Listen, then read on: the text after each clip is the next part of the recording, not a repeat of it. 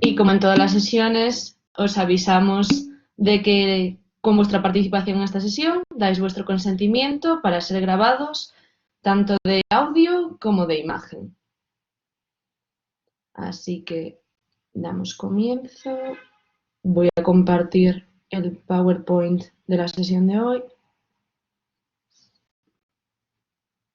Ahí, perfecto. Bueno, pues con Jorge Tuñón, el profesor Jorge Tuñón, habéis visto la última parte del taller y habéis cerrado lo que nos quedó por dar el otro día del bloque 3, el pasado martes, la comunicación desde la Unión Europea hacia los ciudadanos y hacia los medios la cerrará el profesor Luis Bouza el próximo martes en la última sesión del bloque 3, la sesión 9.1 y 9.2, y hoy en esta sesión daremos comienzo al bloque 4, que significa la cobertura por parte de los medios de la información de la Unión Europea, es decir, la comunicación en el otro sentido. Por lo tanto, como hemos tenido una jornada bastante variada entre el primer taller, después la explicación teórica del profesor y ahora estamos cambiando un poco de tercio, os propongo en la primera parte dar el comienzo de la teoría del bloque 4, de la sesión de hoy, y acabar con un pequeño juego que sea un poco más ameno y que trate de presentaros la cobertura de los medios sobre la información de la Unión Europea. Por lo tanto, comenzamos recordando... ¿Sí? ¿Óscar? ¿Quieres hablar? Sí, perdón, es que me ha escrito una amiga que está haciéndolo online, me ha preguntado si podéis recordar cuáles son las fechas para la entrega de los ensayos o algo así de lo que tienen que hacer, que no estoy muy seguro cómo funciona. Me ha pedido que os lo pregunte. Vale, perfecto, muchas gracias. ¿A ti? Pues para la gente que está en el online, que solo es el requisito que tienen que hacer los participantes online, dependiendo de si están inscritos en un bloque determinado o en el curso online general, deben escribir 3 carillas de ensayo o 5 carillas sobre el curso en general o, si prefieren, sobre un tema específico, profundizar en un tema específico. Y la fecha de entrega límite es finales de abril, pero entendiendo esta situación tan anómala que estamos viviendo, no pasaría nada si lo llegan a entregar en la primera semana de mayo. Lo importante es que lo entreguen durante el curso, durante el transcurso del curso, porque al finalizar tendremos que enviárselos a la comisión para que los analicen, para dar el visto bueno y poder entregaros el certificado, y sobre todo para los alumnos que quieran el crédito, para convalidar tanto de humanidades como el de libre optatividad. Aún así, si tenéis cualquier pregunta sobre el ensayo o cualquier consulta sobre el curso, nos escribís a eucopol@gmail.com y resolvemos cualquier duda. Podemos, por tanto, elegir un tema del que se trate y profundizar. Sí, podéis elegir. No tiene que ser, por ejemplo, ayer nos comentaban que si tenía que ser una valoración sobre el curso. No, no, no. Podéis elegir la comunicación como tema a grandes rasgos y hablar de ella, elegir un tema que hemos dado, un bloque, o si queréis precisar en profundidad sobre un tema concreto que demos en una sesión, también podéis. ¿En qué dirección se envía? ¿Dónde puedo ver las clases grabadas? Las clases grabadas están subidas tanto en nuestro canal de YouTube, Comunicación Europea, en YouTube, como en la página web comunicacioneuropea.eu. Lo escribo por aquí.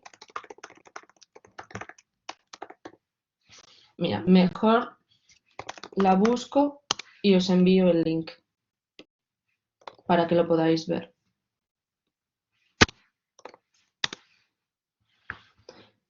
Incluso, es que creo que desde este buscador no me deja compartir pantalla. Pero bueno, si vais a la dirección que acabo de enviar por el chat, la de Comunicación Europea, ahí encontraréis tanto en el logo de YouTube, que os redirige a donde están subidas las clases en el canal, como en el apartado de blog. Si clicáis ahí, tenéis subidas todas las sesiones, parte por parte, de todas las clases, tanto de este año como de las anteriores, por si os habéis perdido alguna. Y a la dirección a la que se envía es a eucopol, lo escribo por el chat también, eucopol@gmail.com. Cualquier duda la resolvemos a través del correo electrónico o si no en la página web también tenéis arriba en el menú la última sección que pone contacto y también ahí respondemos a los mensajes. Y creo que no hay ninguna pregunta más, así que nosotros intentamos responder a los mensajes lo más rápido posible dentro de las circunstancias. Entonces, ahora que creo que ya están resueltas todas las preguntas, pues damos comienzo al bloque 4, a esta segunda sesión de hoy, en la que estábamos hablando. Sí, Angélica, dime. Angélica, ¿quieres hacer una pregunta? Bueno, supongo que estarás escribiendo. ¿El ensayo tiene que tener un formato concreto? No, solo tiene el requisito de ser de 3 carillas si es si es un bloque concreto, o 5 carillas si es curso general. Puede ser en la letra que vosotros queráis, tipografía, delineado, todo. ¿Y 2 bloques, 2 trabajos? No, en 2 bloques cuenta como si fuera un bloque 3 carillas. Porque hay gente que está apuntada al bloque 3 y 4 o al 1 y 2, así que no os preocupéis. Si no es curso general, son 3 carillas. Curso general, 5 carillas. Bueno, y después de esto, creo que podemos dar...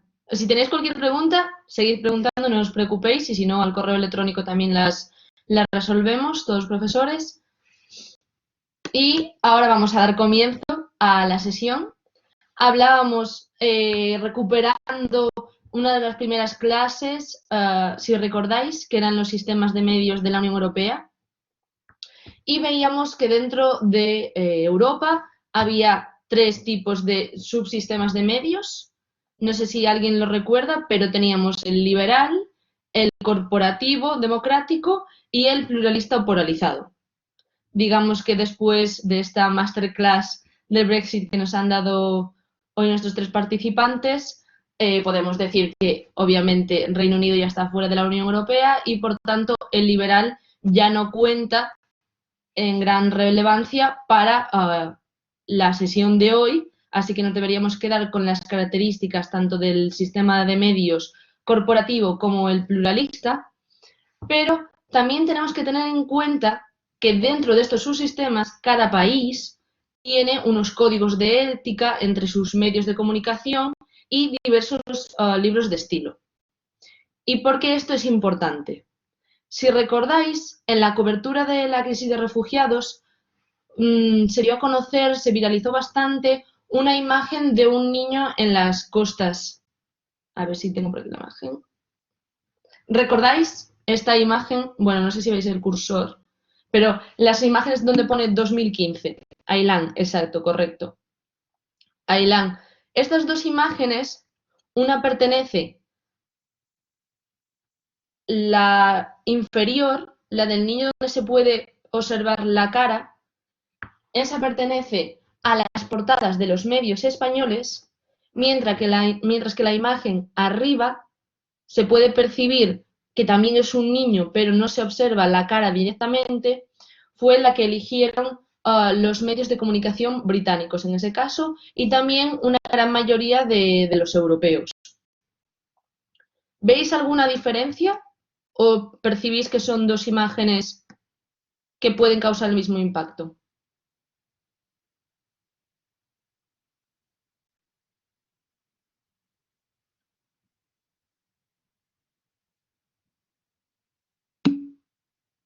¿No? Una de ellas, de hecho, preserva más la intimidad de la víctima. La de abajo impresiona más, menos humana la de arriba al ver menos humana, la de arriba, al ver el rostro impacta más. La de la cara a mí me parece más dura. Exacto. Aquí entramos en unos juicios de valores, de ética. Yo diría que la de arriba es más humana desde el punto de vista ético. No depende del propio periodista, sino del consenso y del libro de estilo y de los valores éticos que siga cada medio de comunicación. Pero en general, los valores éticos se suelen seguir dependiendo de los países. Por eso, tanto Telegraph, The Guardian, el Daily Mail, todos coincidieron en publicar la imagen de arriba, mientras que en los medios españoles, pues prefirieron publicar la imagen de abajo. De hecho, el mismo caso nos podemos encontrar, justamente, lo iba a decir ahora, esto mismo nos lo podemos encontrar en la crisis del coronavirus, con portadas como la de ayer o antes de ayer del Mundo, en donde se veía un cuerpo de un fallecido y se veía la cara. Es decir, dependiendo de los libros de estilo, ayer sí, es verdad, pues dependiendo de los libros de estilo de cada país, tendremos unas imágenes más duras o no. ¿Y esto por qué viene a cuento? Porque la Unión Europea, por mucho que mejore su comunicación y su relación con los medios de comunicación, no puede o no depende de ella la cobertura que los propios medios hagan y dirijan hacia las audiencias sobre los asuntos europeos. Otro ejemplo que podéis ver aquí es las viñetas de Mahoma del medio danés del Jyllands-Posten. ¿Os suena esta anécdota o esta historia sobre el Jyllands-Posten? ¿No? ¿Dice Alba? No. Claro, al ser un periódico danés nos queda fuera de nuestro espectro. Bueno, pues no sé si sabéis, en el Islam, para empezar, le amenazaron. Sí, vamos a explicar en general cómo fue la historia, porque de hecho la Unión Europea tiene que ver en ello. El Jyllands-Posten es un periódico bastante satírico que publica a menudo caricaturas y en esta ocasión decidió publicar unas sobre el profeta Mahoma, y no sé si sabéis que en la religión del Islam de por sí no se puede dibujar al profeta, y menos si se está haciendo una caricatura porque se considera una ofensa. Por lo tanto, esto causó un gran revuelo entre la población danesa de religión musulmana, pero que al principio era un tema nacional y acabó siendo un tema internacional. Se acabó convirtiendo en un conflicto global que afectó a la comunidad musulmana mundial, musulmana que no islamista. Esto es muy importante en los términos en los que hablamos. ¿Cómo creéis que reaccionó el periódico, el Jyllands-Posten, al ver el vuelo que causaron las viñetas? ¿Siguió adelante o rectificó? ¿Qué pensáis que haría?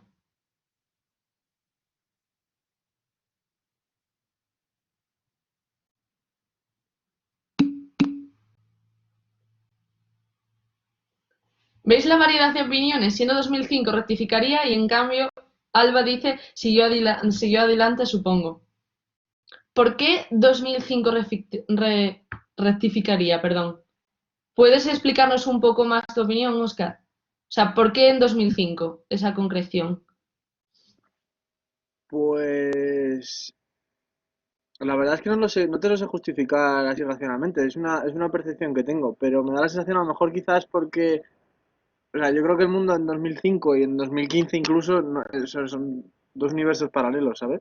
Em, Me da la impresión de que en 2005 sí que hubiesen rectificado, quizás porque a lo mejor el conflicto contra el mundo árabe era, a pesar de las Torres Gemelas, era un poco menos intenso que ahora, y la reivindicación esta que supondría seguir adelante, pues quizás hubiesen preferido no mojarse. No sé si me explico. Joaquín, sí, te hemos entendido. Joaquín dice, no recuerdo bien, pero la postura era defender la ironía y burla de la publicación, pero por las amenazas hizo recular, sobre todo por los atentados y demás. ¿Alba quiere hablar? o le ha dado sin querer? Sí, no, quería responder a Oscar, si es posible. Sí, sí, por supuesto. Desde mi punto de vista, precisamente por ser 2005, todo lo contrario. Ya no lo llevo tanto por el conflicto contra los musulmanes a través efectivamente, a raíz efectivamente del 11S, lo llevo más porque creo que el tema del hate speech, de donde empieza el tema de libertad de expresión, o sea, creo que todo ese conflicto es bastante superior. De hecho, creo que nos lo empezamos a plantear a partir de 2013-14, que es cuando además empezamos a tener el plan Rabat de acción, o sea, creo que va más en esa línea. Creo que es un debate que todavía no está sobre la mesa en 2005 y por ello creo que siguió con ello y que no rectificó. Pues aunque Joaquín nos ha hecho un poco spoiler, no pasa nada. En el 2005, el periódico decidió seguir adelante con las viñetas en un primer momento. De hecho, se amparaban en la argumentación de que era libertad de expresión, de que era un humor irónico y entraba dentro de lo que puede publicar un medio, e incluso el gobierno danés salió en su defensa, amparándose en el laicismo que recoge la Constitución danesa, y por lo tanto que las únicas medidas que se podrían tomar sería la decisión de la justicia en caso de que el asunto llegase a los tribunales daneses. No obstante, la comunidad danesa musulmana siguió protestando por las viñetas porque les parecía una ofensa. El conflicto, como he dicho, pasó de ser nacional a internacional, y ahí se posicionaron tanto países miembros de la Unión Europea como la Unión Europea en general como institución. Sobra decir, por ejemplo, que también la posición de los países de Oriente Medio, que obviamente estaban en contra de las viñetas y exigían su rectificación. ¿Cuál creéis que fue la posición de la Unión Europea? Digamos, de la Comisión Europea, que es la institución que habló en nombre de la entidad.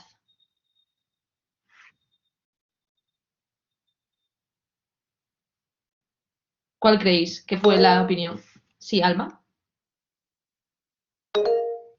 Si tiene, no sé si es cierto o no, es un poco especulación a raíz de lo que he ido leyendo de la evolución de la doctrina del TED y la postura de la Unión Europea a este respecto, pero probablemente abogara por que esto no quedaba amparado por la libertad de expresión, porque vienen teniendo una línea bastante más restrictiva de interpretación a este respecto de lo que, por ejemplo, reconocían los ordenamientos particulares de Estados miembros como Italia, Grecia o España, fundamentalmente, también otros países del norte de la Unión. Pues como dice Alba, aunque tanto la Unión Europea como por ejemplo el Tribunal de Derechos de la Unión Europea suele abogar a la defensa a ultranza por los derechos en sí, los derechos humanos, en este caso emitieron un juicio que, os leo las palabras literales: las viñetas habían sido provocativamente deliberadas y exigían la retirada de estas. Por su parte, cómo creéis que fue la postura de países miembros, por ejemplo, otros países como Reino Unido o países como Francia, Alemania? Sí, exactamente. La comisión dijo, a ver, espera que lo lea, las viñetas habían sido provocativamente deliberadas. Palabras textuales. Que parece bastante chocante con lo que suele ser de políticamente correcta las instituciones europeas en general.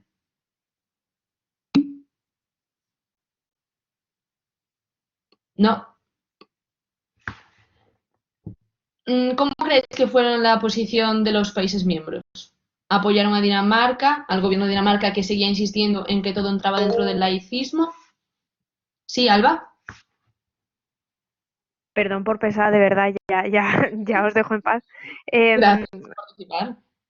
Pero creo que buena parte de los gobiernos apoyarían a Dinamarca, y es que de hecho en los últimos 10 años hay una dicotomía importante entre la postura que llevan normalmente, lo que decías tú, la Comisión, el Parlamento, respecto de la defensa de los derechos, entre ellos la libertad de expresión, y sin embargo la doctrina que hay en el TED y las directivas que se emiten en relación, por ejemplo, a incitement to hatred y su colisión con el derecho a la libertad de expresión, que es bastante más restrictiva, más ambigua, incluye la tipificación de conductas que incidan en la incitación al odio de forma pública, pero de una forma súper vaga, y sin embargo las legislaciones nacionales son como muy reacias a aceptar sanciones a sancionar comportamientos tan amplios y tan vagos, precisamente porque no pueden defender, al menos en la forma en la que ellos tienen articulada, la libertad de expresión. Entonces, mi opinión es que se apoyaría al gobierno de Dinamarca y provocaría grave disenso las palabras de la Comisión. Pues efectivamente, por una parte, es paradójico que Reino Unido estuviese de acuerdo con las instituciones europeas pidiendo la retirada de esas viñetas. Ellos, los británicos, argumentaban que estas viñetas podían motivar futuros actos terroristas, que después, desgraciadamente, pudimos ver, como el caso de Charlie Hebdo en Francia una década más tarde, pero ellos pedían la retirada, mientras que el resto de países europeos, de miembros Estado, encabezados tanto por Alemania como por Francia, alegaban esa libertad de expresión, libertad de humor en general, y por lo tanto eran garantes de ese derecho. Aún así, la comunidad musulmana siguió protestando, de tal manera que el periódico, por no enlazarse en un conflicto mayor, acabó retirando las viñetas.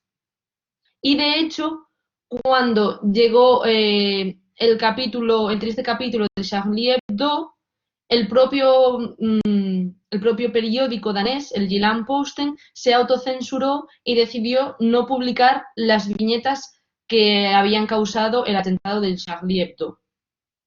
Por lo tanto, estos dos ejemplos, tanto el de Aylan en las costas, en la crisis de refugiados, como el de las viñetas de Mahoma,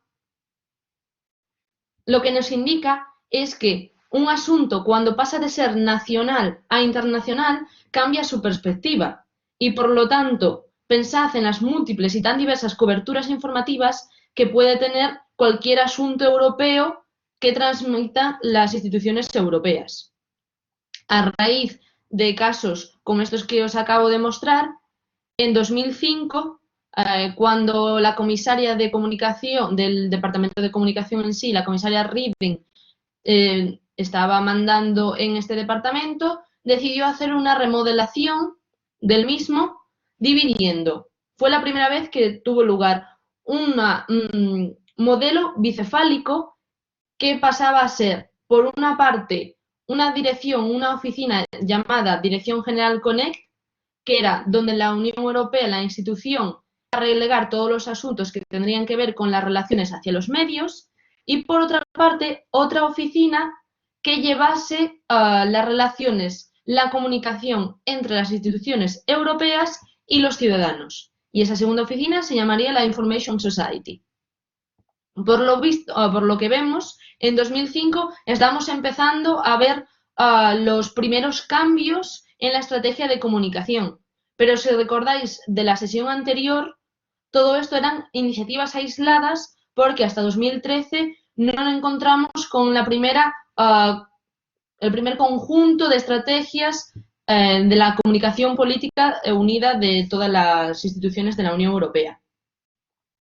Sin embargo, si estamos estudiando la relación de los medios y la Unión, también tenemos que tener en cuenta el contexto de los propios medios en sus países. Es decir, la aparición de los asuntos europeos de la Unión Europea en los medios de cada país miembro depende además de las características de la tipología de cada medio, es decir, si es televisión, si es radio, si es prensa escrita. Pero antes de que se me olvide, ¿por qué creéis que los primeros cambios llegaron en el 2005?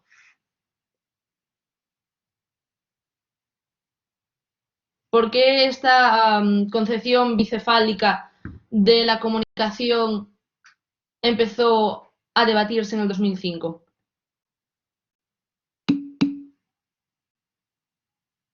¿Policrisis de la UE en qué sentido? Porque policrisis solemos llamarle a cuando empiezan los actos terroristas, la crisis de refugiados, las reminiscencias de la crisis del euro.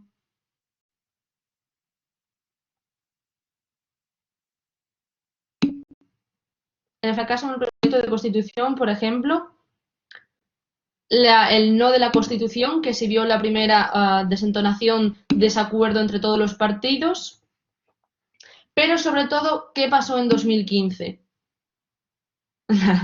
¿Qué pasó en 2015? En 2005, la anexión de hasta 10 países a la Unión Europea.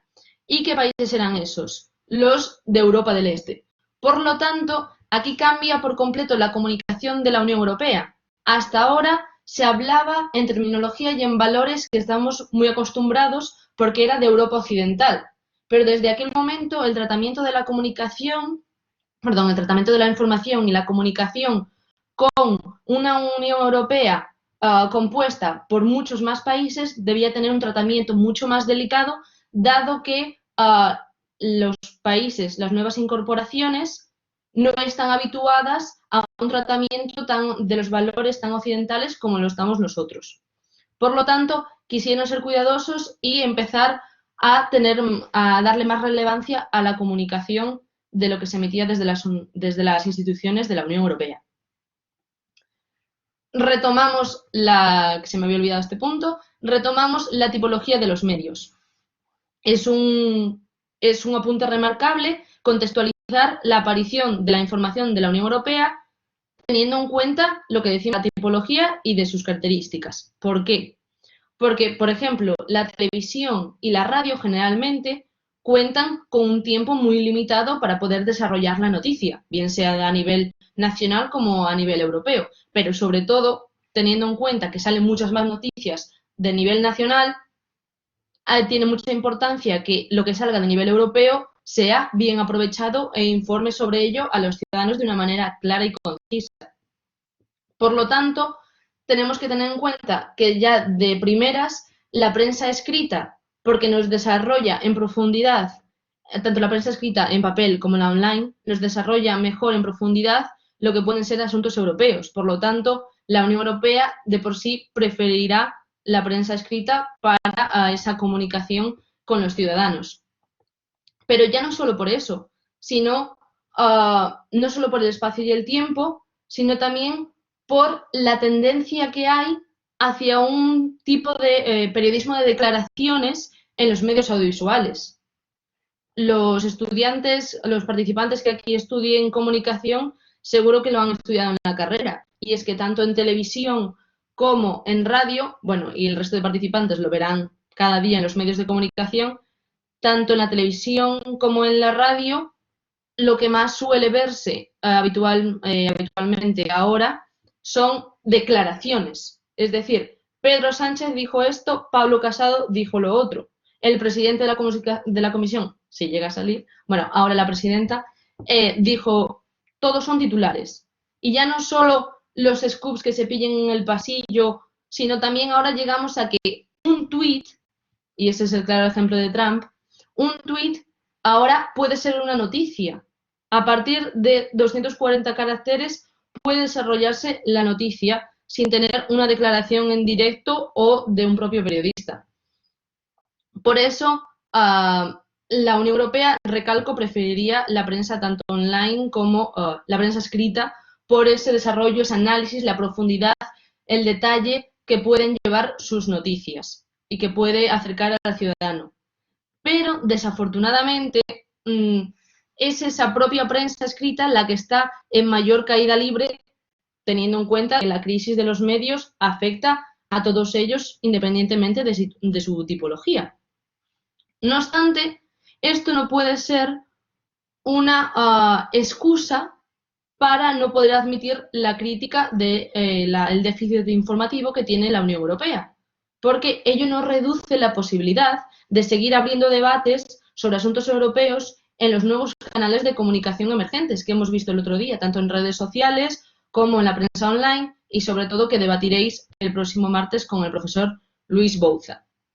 Aún así, en 2005, teniendo en cuenta que todavía no existían las redes sociales, la comisaria Reding puso encima de la mesa un debate que aún sigue hoy en día abierto, al ver qué tipo de comunicación tenía en la Unión Europea, en qué cantidad se recogía por los medios y la manera en la que se comunicaba.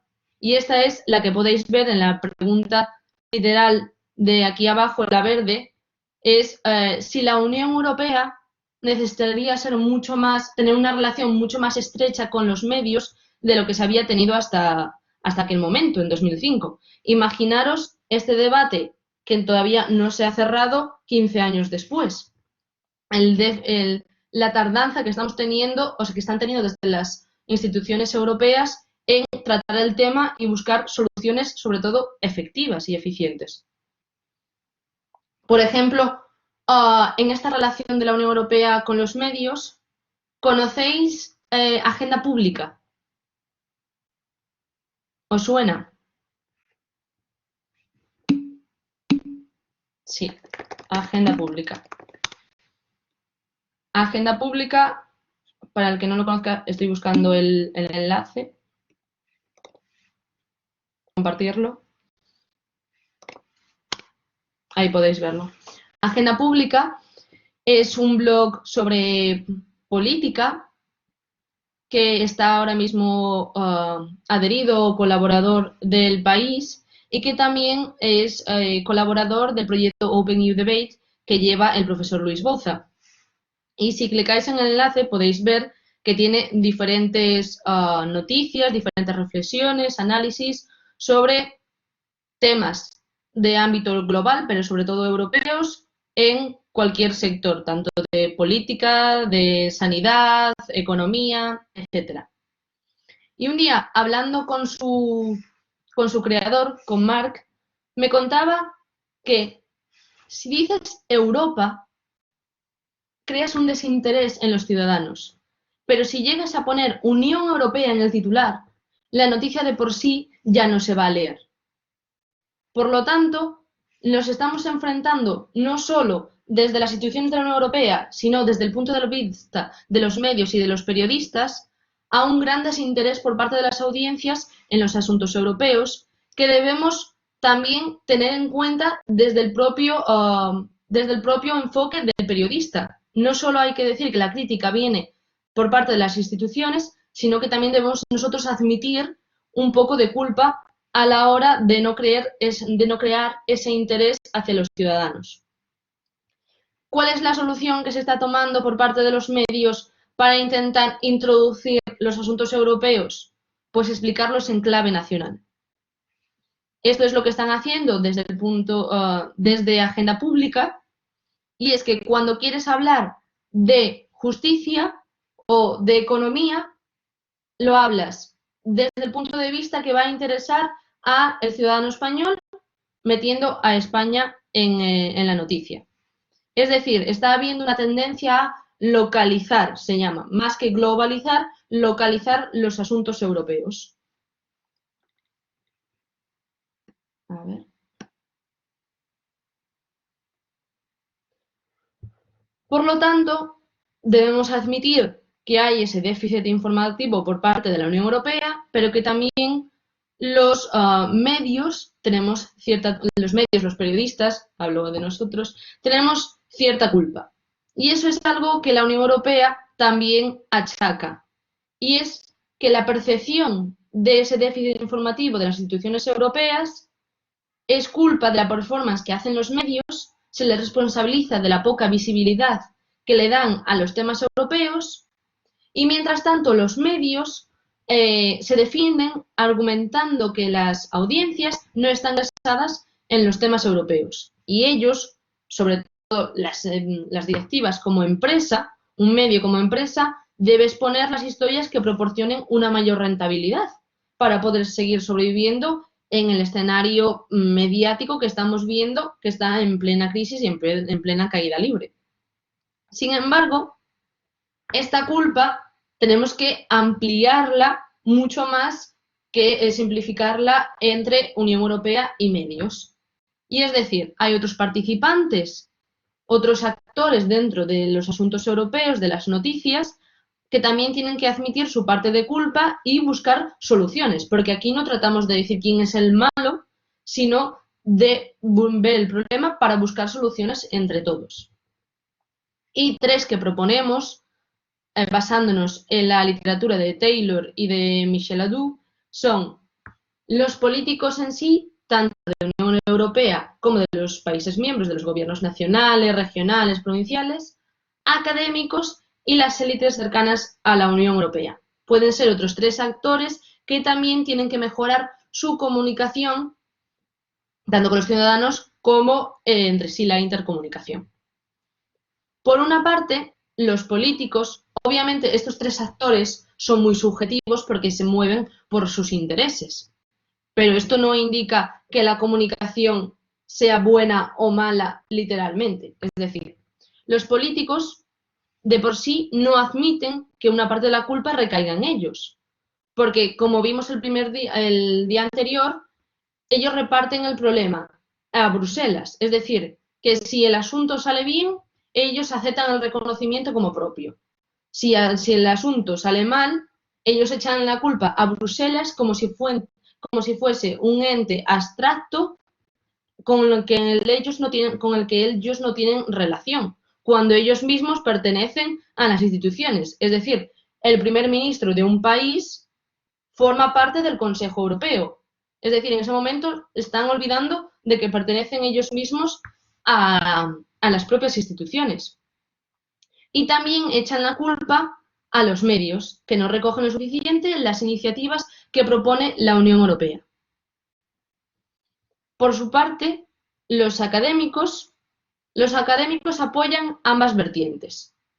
Reafirman la necesidad de los medios para cubrir las noticias europeas, obviamente, porque entienden a los medios como traductores tanto del complejo funcionamiento que tienen las instituciones europeas, como admiten que la cobertura puede llegar a ser incorrecta o intencionadamente mala, es decir, la creación de noticias falsas, y esto puede desacreditar a la Unión Europea. Es decir, que por una parte los medios, si cubren los asuntos europeos, deben tener en cuenta la simplificación de ese lenguaje para acercárselo a los ciudadanos, pero por otra parte también los medios en esa cobertura pueden tender a crear noticias falsas si no siguen los criterios que deberían seguir según el rigor periodístico. Y sobre todo porque, como hemos visto el otro día con el vídeo que se volvió viral de las mujeres y la ciencia, una desinformación o una información malintencionada tiene tanto peso como el trabajo de reforzar la imagen positiva de las instituciones realizado durante meses. Es decir, en un segundo se puede ir todo el trabajo positivo que se está intentando llevar a cabo desde las instituciones. Por lo tanto, la relación de medios e instituciones de la Unión Europea tiene que ser una colaboración entre diversos actores, como estamos viendo. Por lo tanto, explicado un poco lo que es el contexto entre esta relación, Stahan en el 2010, este investigador, hizo una investigación, valga la redundancia, sobre la relación medios de comunicación y Unión Europea. Y nos vamos a apoyar en esta investigación para explicar un poco cómo es la relación, teniendo en cuenta que en ese año las redes sociales todavía no estaban imperando y por lo tanto es un tema que, bien porque el profesor Luis Bouza os lo va a explicar el próximo día, bien porque en 2010 no se estudió, no vamos a tratar, vamos a pensar en comunicación tradicional, es decir, televisión, radio y prensa, tanto online como la prensa tradicional en papel. Por lo tanto, en un primer momento vamos a ver cómo es ese escenario, la relación entre la Unión Europea y los medios, y después vamos a ver si ha habido una evolución durante estos años. Así, a grandes rasgos, os propongo que me respondáis rápidamente estas preguntas y después vamos a hacer la práctica. ¿Cómo creéis que ha evolucionado la corresponsalía europea a lo largo de estos años? Es decir, ¿han cambiado las prácticas periodísticas desde hace unos años hasta ahora?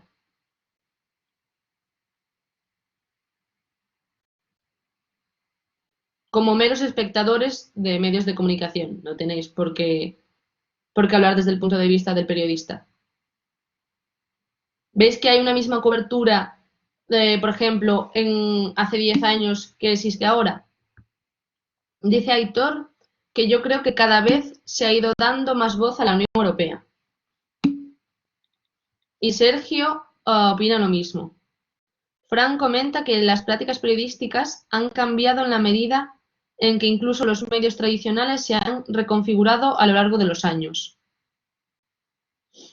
Pero el comentario de Fran se podría aplicar tanto a los asuntos europeos como a cualquier asunto nacional o local, ¿no? Entiendo yo. Sí, a cualquiera. Pero ¿habéis visto que la corresponsalía europea haya cambiado, concretamente la europea? Nos quedamos con la respuesta de Aitor, de que se ha ido dando más voz a la Unión Europea. Estos son como primeras respuestas que vamos a ver, a contrastar al final de la práctica, a ver si seguimos pensando lo mismo. Dice Alba, sí, pero... A ver qué añade después de ese pero.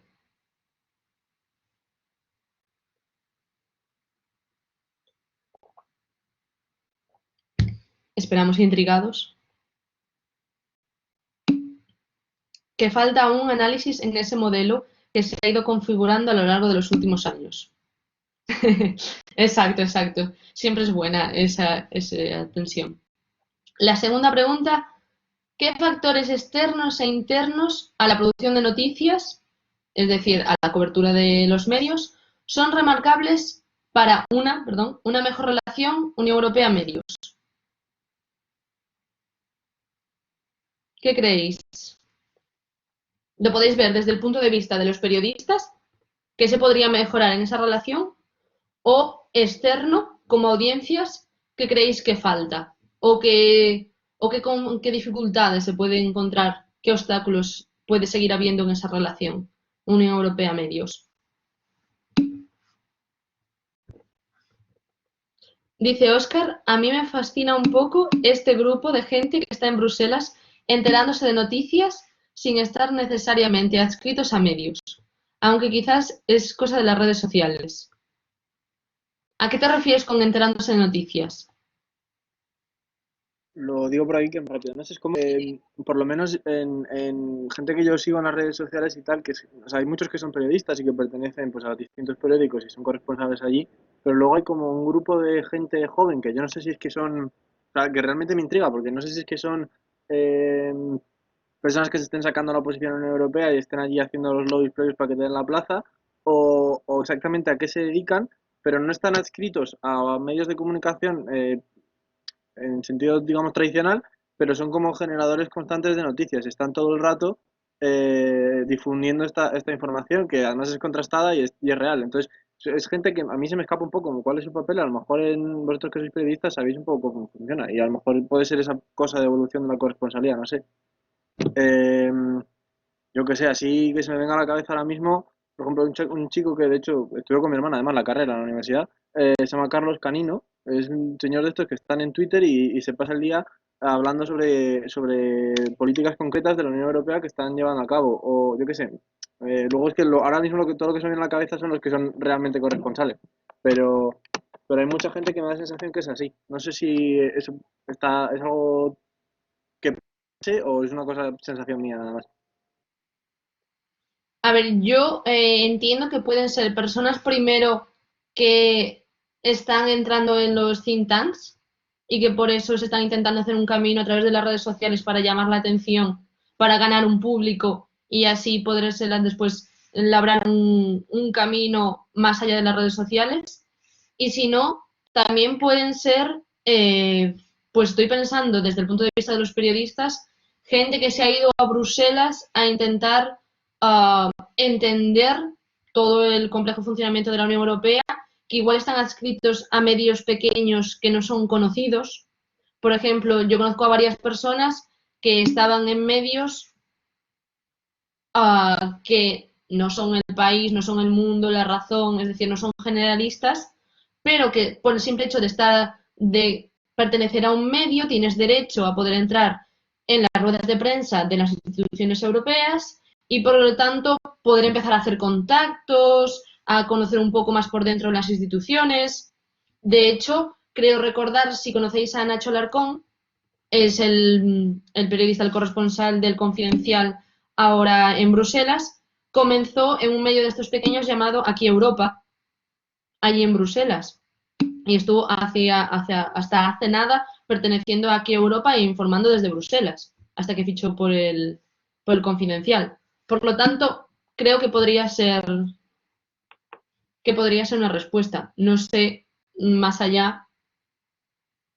Los dos nombres que has dado, la verdad, yo no los conozco, pero... ¿Y eso es una forma de evolución? Pues puede.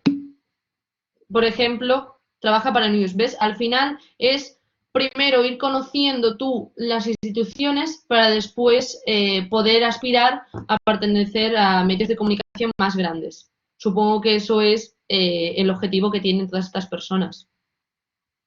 O, por ejemplo, muchas que van a hacer las prácticas a las becas estas que tiene la Comisión y el Parlamento Europeo en materia de comunicación y que ellos, por motivo personal, pues siguen comunicando a través de Twitter. Eso es lo que entiendo yo de estas personas.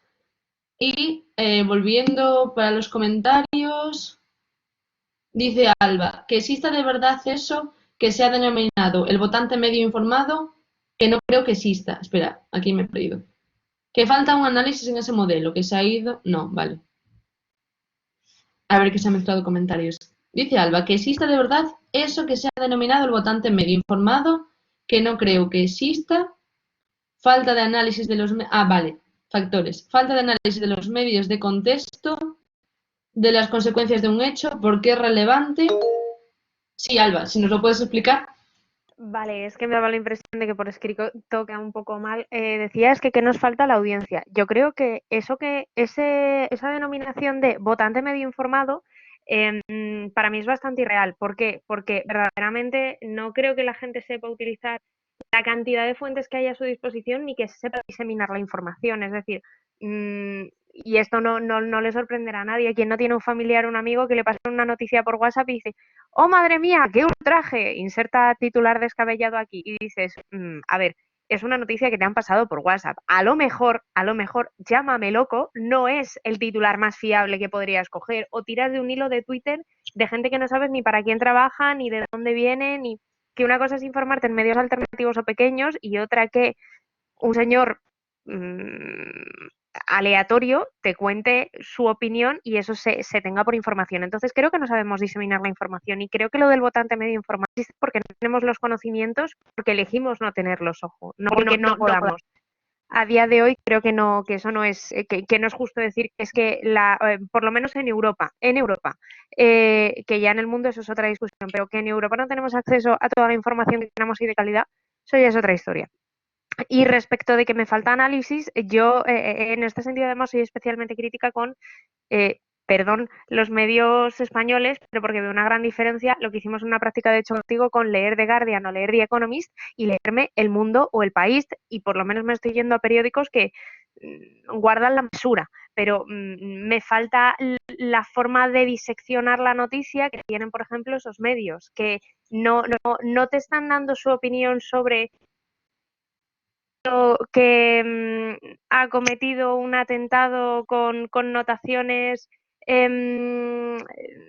neonazis en Alemania, es primo hermano de Jack el Destripador o simplemente y te hace un cuadro psicológico del sujeto que dices no es relevante o por lo menos no aporta al conocimiento general sobre la noticia y sin embargo estos medios pues sin embargo te hacen una narración de los hechos, de qué han dicho los políticos, o sea, es otra cosa y me faltan esas dos, o sea, esos dos componentes. Sí, de por sí ya hay que tener en cuenta, como hablamos, de la tendencia que tienen los medios de comunicación. Por ejemplo, aquí en España es muy raro encontrar en los periódicos análisis tan profundos como puede publicar, por ejemplo, The Guardian en Reino Unido. Pero además es que en España, aunque somos uno de los países más pro Unión Europea, más eurófilos, nos basamos en hacer una comunicación de los hechos fundamentales, de los hechos capitales más básicos de la Unión Europea, sin, como dices, explicar las consecuencias o por qué es relevante. Aún así, debo decir, esto es gusto personal, que creo que tanto el corresponsal del Mundo, que es Pablo Suárez, como Suances, perdón, como por ejemplo diferentes informes, informes semanales, vídeos que hace Ana Bosch, me parecen dos de los periodistas que explican muy bien, detalladamente y la relevancia que puede tener tanto para España como para otros países miembros las consecuencias de todo lo que se acuerda y se desacuerda en las instituciones europeas.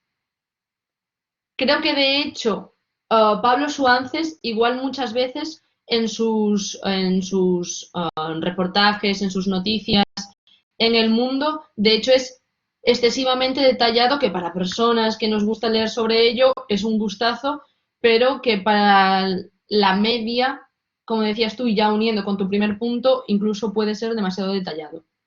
Y volviendo a lo del votante, el votante medio informado yo creo que se podría hablar al nivel nacional. Pero hablando de la Unión Europea, yo creo, como investigadora sobre ello, que no existe. Es decir, las personas, podemos aplicar ese 80-20, la regla del 80-20 de las audiencias. Es decir, hay un 80% de las audiencias que solo sabe el 20% de la información, es decir, están muy poco informadas, y hay un 20% de las audiencias que tiene acceso al 80% de las informaciones. Por eso, alrededor de las instituciones europeas se puede hablar de esas élites que son ese 20% que tiene el 80% de las informaciones y después está los ciudadanos, la mayoría de los ciudadanos que se quedan poco informados con ese 20%, o sea, con ese 20% de información. Se llama el dualismo de audiencias, si lo queréis buscar las teorías. De hecho, echaré un ojo. Os recomiendo el libro de... dejadme ver. Yo soy Europa, creo que se llama. Espera que lo busco. Lo tenía yo por aquí, pero no me acuerdo. Europa soy yo. Que es un mini libro de conversaciones entre Ana Bosch y Pablo Suances.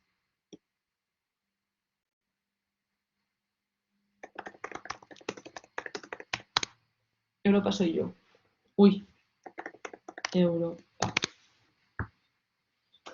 Y ya, la siguiente pregunta, que he dicho poco a poco, pero me estoy enrollando mucho. ¿Comunicar sobre la Unión Europea ha modificado las prácticas y valores periodísticos? ¿Creéis que los periodistas han cambiado su forma de comunicar o un periodista, cuando lo cambian de sección, cambia su forma de comunicar por el tema que tiene que comunicar, porque sea Europa? ¿O un periodista comunica igual hablando de el Congreso de los Diputados y hablar de la Eurocámara?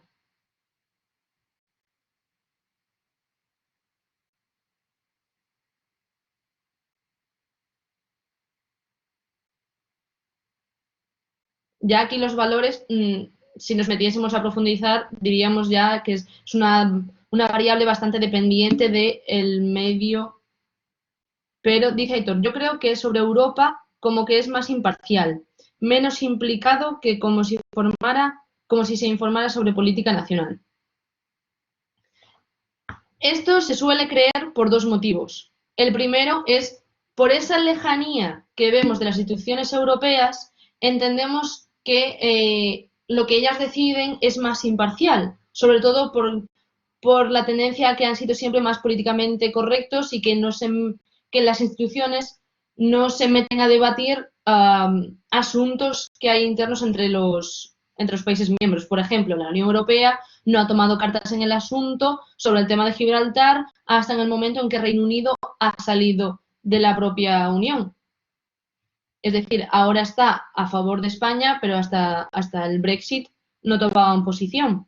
Por lo tanto, ese es uno de los motivos por los que se ven los asuntos europeos como más imparciales y sobre todo porque las audiencias de por sí no se implican tanto en tomar posición de los asuntos europeos como lo hacen al leer las noticias a nivel regional, a nivel nacional. Me dice Fran, tal y como puede funcionar un medio escrito, quizás su menor implicación viene también por un mayor desconocimiento del tema. Ya no solo es desconocimiento del tema, sino es el desconocimiento del periodista. Es decir, un periodista que cubre los asuntos de la Unión Europea es un periodista que debe estar sobrepreparado. Porque en la Unión Europea tienes que saber de economía, tienes que saber de política, tienes que saber de justicia. Entonces necesitas saber idiomas. Exacto, el desconocimiento del periodista sobre el tema. Necesitas tener muchas cualidades, un currículum de skills, como se suele decir en la jerga periodística, mucho más amplio para cubrir los asuntos europeos de lo que necesitas para cubrir los asuntos nacionales. Es relativamente fácil y además se tiende mucho en nuestro sistema pluralista polarizado a tomar posición y dar mucha más opinión que información en los temas de política nacional. En cambio, en los asuntos europeos tendemos mucho más en España a hacerlos de carácter informativo y a ser mucho más imparciales y quizás por ese desconocimiento del tema, pues a veces resultan mucho más lejanos, porque son meramente informativos.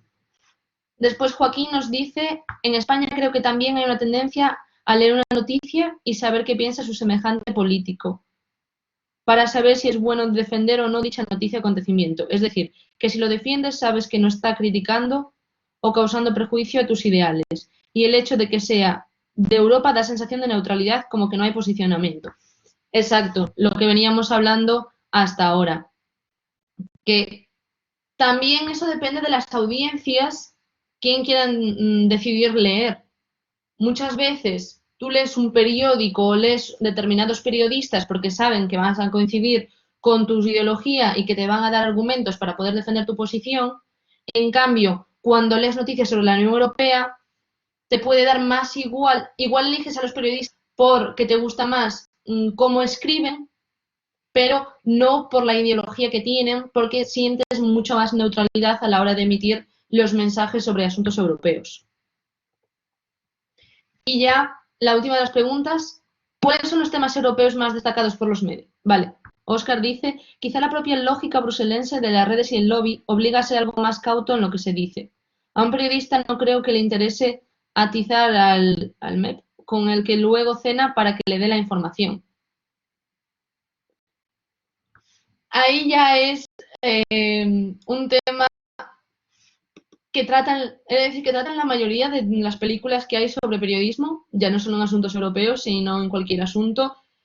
Por ejemplo, la de los papeles de Panamá, las de Meryl Streep, todas esas, es decir, ya no se queda en la redundancia de asuntos europeos, sino es el debate que abren en todas las universidades, en las facultades de periodismo y que estará abierto hasta el fin del mundo, y es los periodistas deben ser amigos de los diputados, de las personas conocidas, de las personas famosas, ¿hasta qué punto? Es decir, ¿te conviene llegar a cenar con él y hacerte su amigo? Eso ya sale fuera de la lógica bruselense, como dice Óscar, y entra ya más en el rigor periodístico y en los valores de cada persona. Ahí ya entra como dice Sergio, ya entra la habilidad del periodista para lo que quiere. Igual que el MEP tiene intereses de cara a la prensa, es un intercambio de favores, exactamente. Y ya no solo que tengas una conexión con ese contacto que te puede proporcionar la información, sirve para tú publicar la información. Después también, como dice Sergio, él tiene los intereses detrás y tú tienes que contrastar como buen periodista la información, primero para ver si es cierta y segundo para ver, dice Aitor, tampoco creo que en la Unión Europea se atice o se ensalce a un MEP en concreto, ¿no? Por lo general se habla de la institución, no de casos concretos. Eso creo que va más en relación a lo que hablamos de que en España estamos más habituados a emitir las noticias sobre asuntos europeos en un carácter mucho más liviano, mucho más superficial.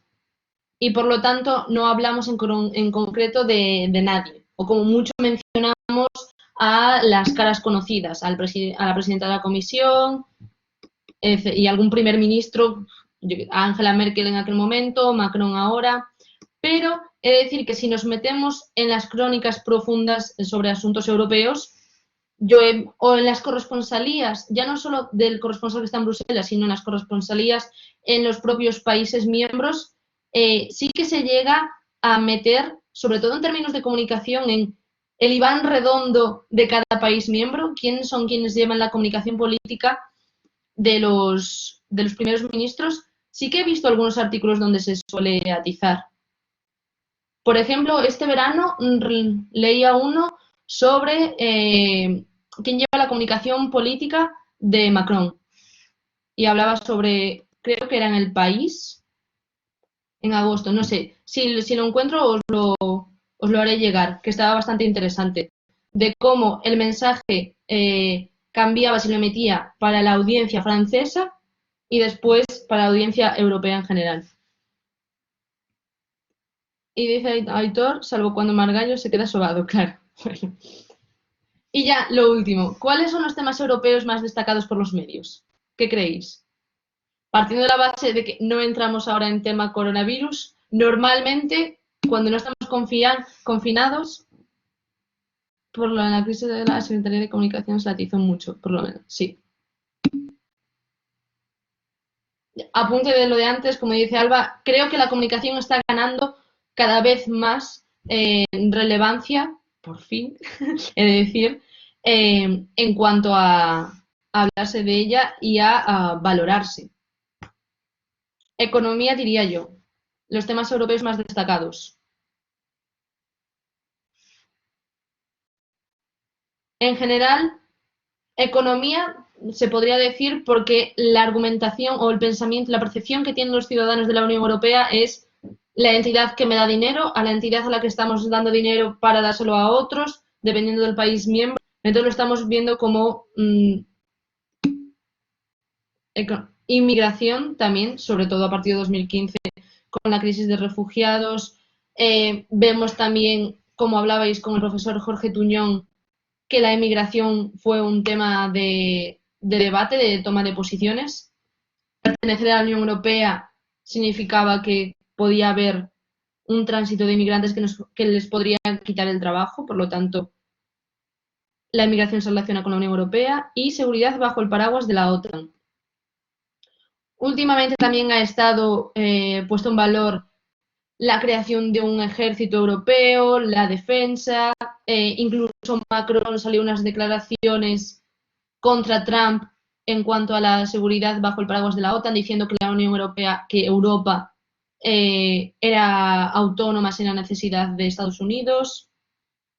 Y dice Angélica, economía, pero la salud va creciendo. Evidentemente, tanto el tema de la sanidad, del NHS, por parte de la campaña del Brexit, como ahora la crisis del coronavirus, ha hecho que el tema sanitario haya aparecido en el escenario mediático. Aún así, nunca se ha llegado a hablar de un sistema sanitario común para la Unión Europea. Así que podemos entender que la economía es el tema central. Perfecto. Pues entonces vamos a pasar a la investigación que hizo Statham y vamos a empezar con la práctica. ¿Cuántos somos? 14, perfecto, número par. Os pediría, vamos a hacerlo, ya que somos 14 y no vamos a hablar los 14, por de 2 en 2, según en la lista, no sé si os aparece a vosotros la lista de participantes, que estáis así por orden alfabético. Si podéis, porque yo no sé si tengo solo el poder yo, pero podríais mirar si podéis hablar por chats individuales. Por ejemplo, Aitor con Alba, Angélica con Fran, Irene con Jaime, Joaquín con Nuria, Paloma con Sebastián. Ahora hay 13, claro, se ha ido. Bueno.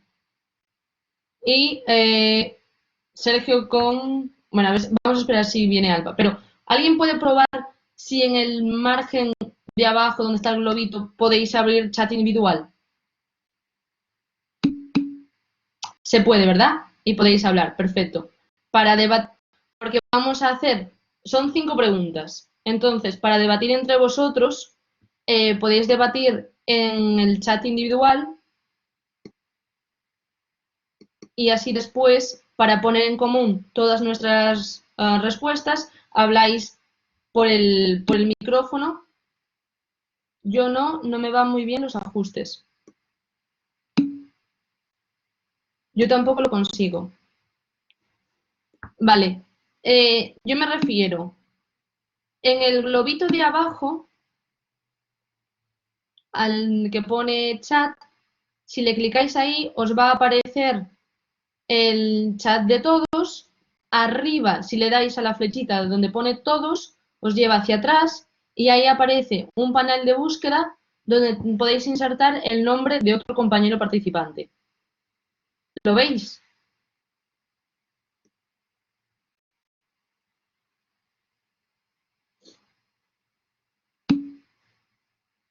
Vale, sí. Vale, entonces, no sé si lo veis todos. Los que no podáis, comentarlo por el chat grupal. Si no me deja, lo puedo hacer por WhatsApp, ¿no? Si tenéis los números, perfectamente. Si no, lo que iba a decir es que el que no pueda, que lo confirme por el chat grupal y que lo haga individualmente. Y entonces, así hacemos otro tipo de parejas. Si lo podéis hacer por WhatsApp, por el chat individual, perfecto.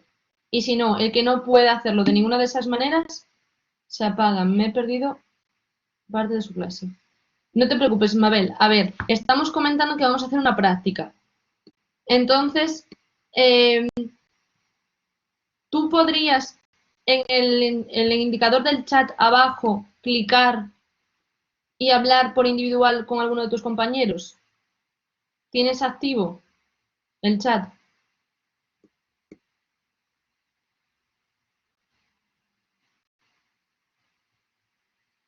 Vale, ¿hay alguien que no pueda hacerlo? Que lo comunique por el chat común. Bueno, entendemos que Mabel se ha ido. Disculpad. Otra vez estoy. Vale, entonces entiendo que si nadie habla por el chat conjunto, significa que todos podéis hacerlo. Y yo seguiría el orden que es más cómodo de por alfabeto. Nuria y yo estamos viendo la clase juntos. ¿Podemos hacerlo juntos? Claro, claro. Vale, entonces esto lo ha dicho Jaime con Nuria. Vale, entonces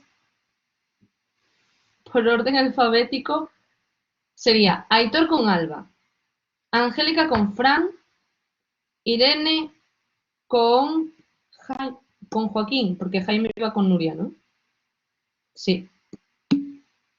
Entonces, Irene con Joaquín, Jaime con Nuria, Mabel con Sebastián, Sergio con Álvaro y ya veremos qué pasa con Óscar.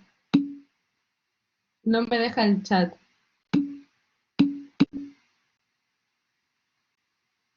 Vale. Los que tenéis pareja, hacerlo. Yo tengo el número de Óscar, lo puedo hacer con él. Vale, perfecto. Entonces, los que tenéis pareja, hacerlo con pareja. Los que no tengáis pareja, individual, y habláis por individual entre vosotros vosotros,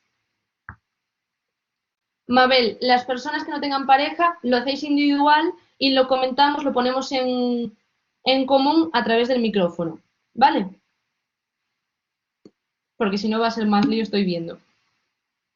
Los que tengáis número o chat individual, pues por pareja, y si no, no. Entonces, son 5 preguntas. La primera de ellas es, ¿qué actor tiene? Esto va en función de la relación Unión Europea-medios. ¿Qué actor tiene mayor grado de influencia en la agenda setting de la Unión Europea? Aquí os pongo diferentes actores, no tenéis por qué hacer el ranking con todos, pero ¿quiénes creéis, por ejemplo, que son los 3 o los 5 más importantes, más influyentes en los temas de los que habla, de los que comunica la Unión Europea o de los que quiere hacer llegar a los medios de comunicación?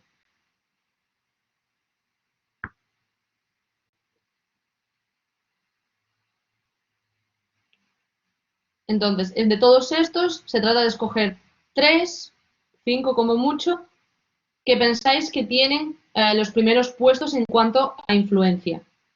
Y si queréis ya atreveros a dar un tanto por ciento, es decir, creo que las propias instituciones o la Comisión Europea son los que más inciden en la agenda setting de la Unión con un 50% de poder.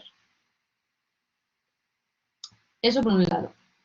No os preocupéis porque voy a volver a las diapositivas, pero si queréis os voy enseñando, os voy planteando el resto de preguntas. Y después vemos la respuesta.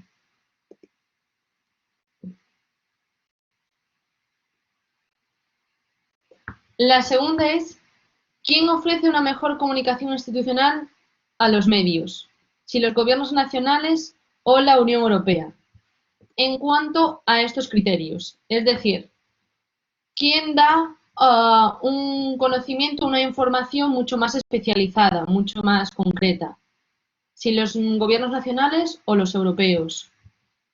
¿Quién les proporciona un material, una información mucho más exacta, mucho más precisa? ¿Quién les proporciona un material que es útil, que es más vendible de cara a las audiencias? ¿Quién cumple mejor con los estándares periodísticos?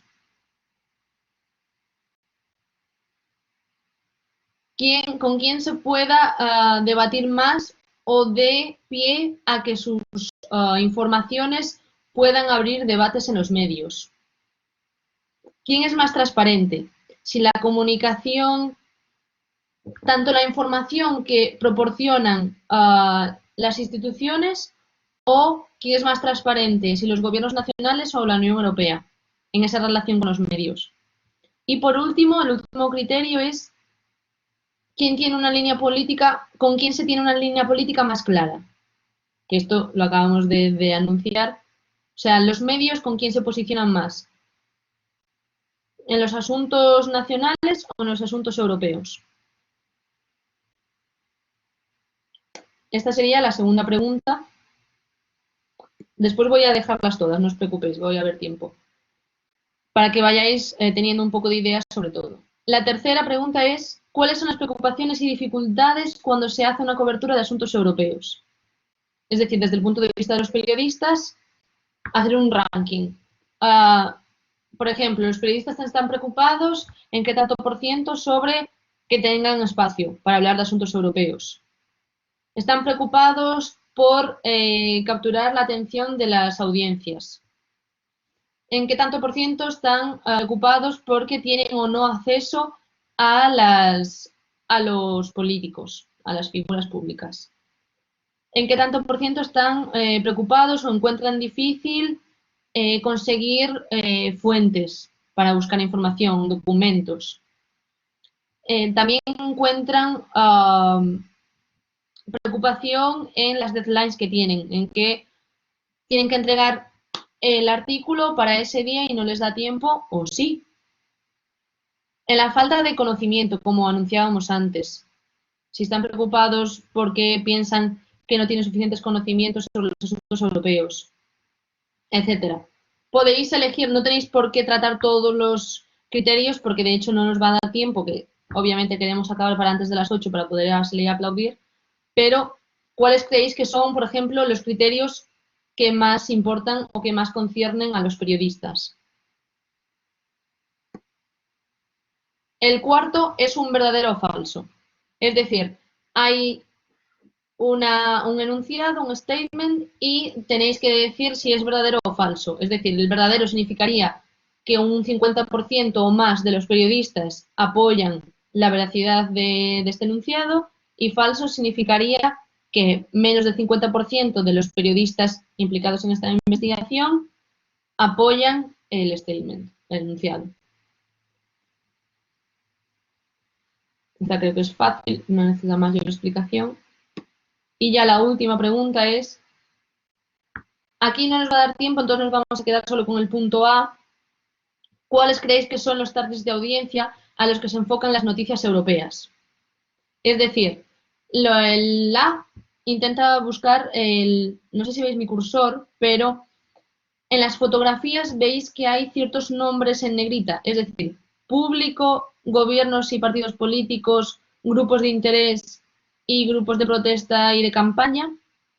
Pues entre esos 4, si los podéis poner por ranking, ¿cuáles creéis que son a los que se dirigen los periodistas cuando escriben sobre asuntos europeos?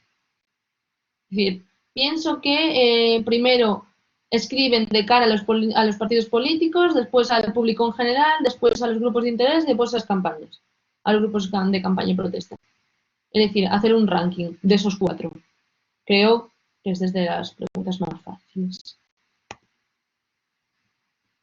Y estas son. Entonces, son y 22.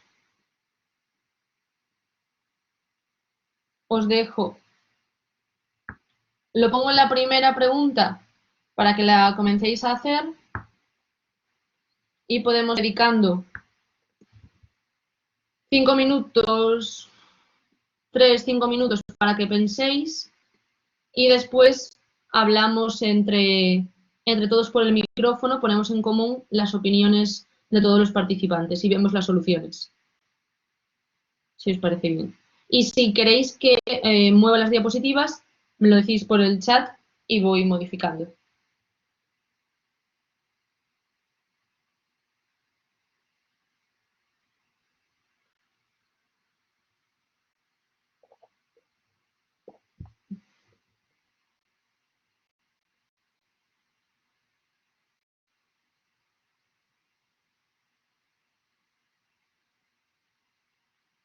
Por ejemplo, en la primera, yo voy hablando mientras pensáis, para que la grabación no quede tan aburrida. En la primera, pues podréis elegir a los 3 principales actores, según su grado de influencia, y pues pensar el por qué.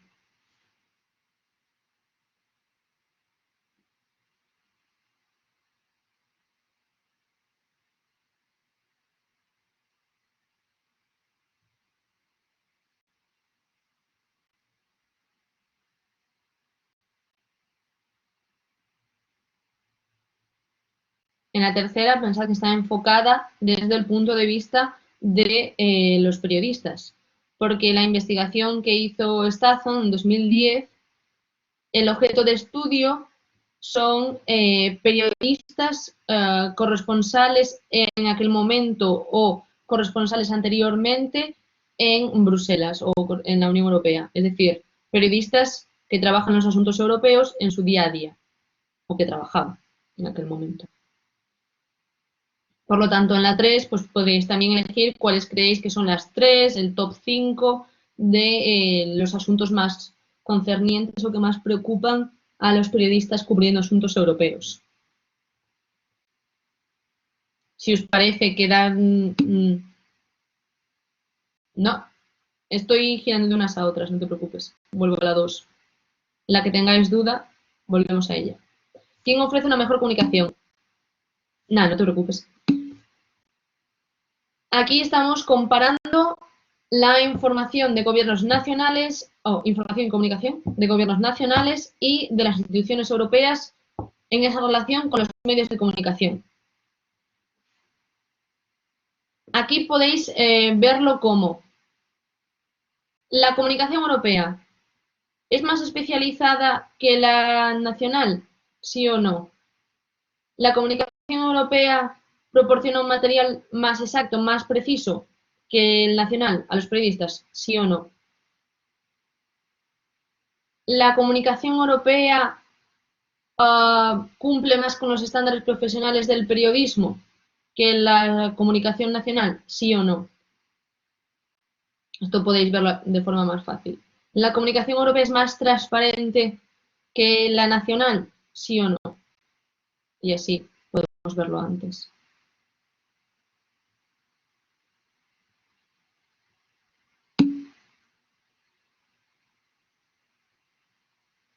No hablamos, no. Medios en general, pero no estamos hablando de medios nacionales. Estamos diciendo, nacionales son gobiernos y Unión Europea son gobiernos. A ver, vuelvo a repetir. ¿Hablamos de medios nacionales en general en toda Europa? Sí. O sea, los medios no estamos haciendo un criterio, porque lo que se compara son con los o sea, estos son las opiniones de los periodistas que pertenecen a diferentes medios, da igual si son de televisión, si son de radio, si son de Bulgaria o si son de Malta. Lo que comparamos es la relación entre la comunicación de las instituciones nacionales y la comunicación de las instituciones europeas de cara a los medios. ¿Cuál es mejor? Si las nacionales o las europeas. Porque en base a tener una mejor comunicación, también el periodista será más proclive a publicar sobre esos asuntos. Es decir, si tú tienes acceso a 5 diputados, por ejemplo, españoles, y a un europeo, pues obviamente tendrás muchas más noticias sobre España y la visibilidad de los asuntos europeos será menor. No estoy diciendo que sea, estoy solo poniendo un ejemplo. Ya veremos. Bueno, el 3, que ya lo hemos hablado.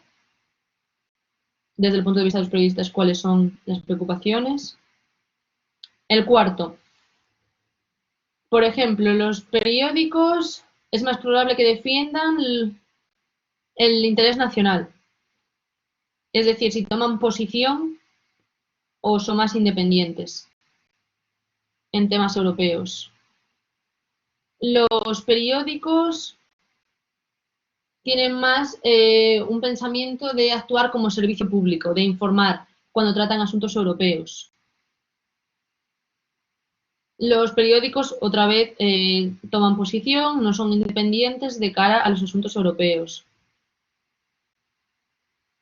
Los periódicos, aquí algo muy contrario a lo que venimos hablando, los periódicos tienden a influenciar la posición de las élites políticas y no al revés, que sean las élites políticas las que influyen en la editorial de los periódicos.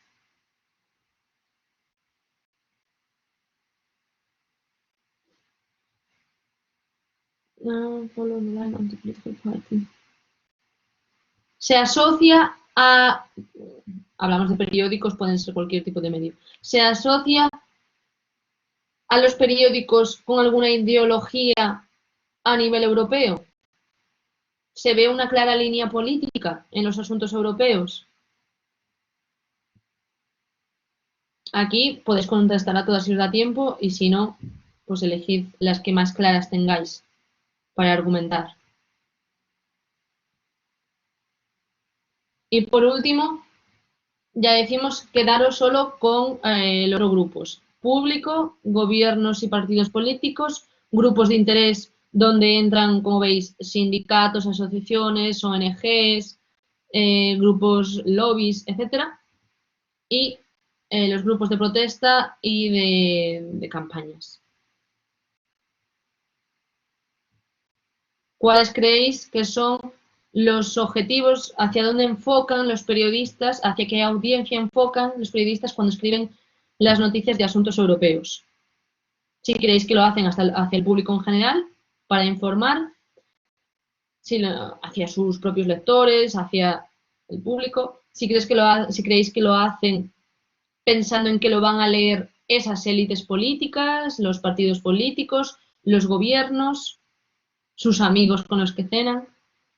Si creéis que lo hacen más hacia intencionadamente influenciando a sindicatos, a grupos de interés, a think tanks, o si lo hacen intentando cambiar la opinión de esos grupos de protesta, de esos grupos de campañas. Ahí, pues, hacen un ranking de 4. ¿Cuál creéis que va antes y cuál creéis que va después? Bastante simple.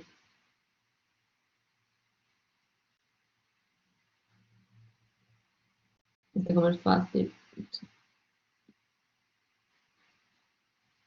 Os dejo unos minutos más.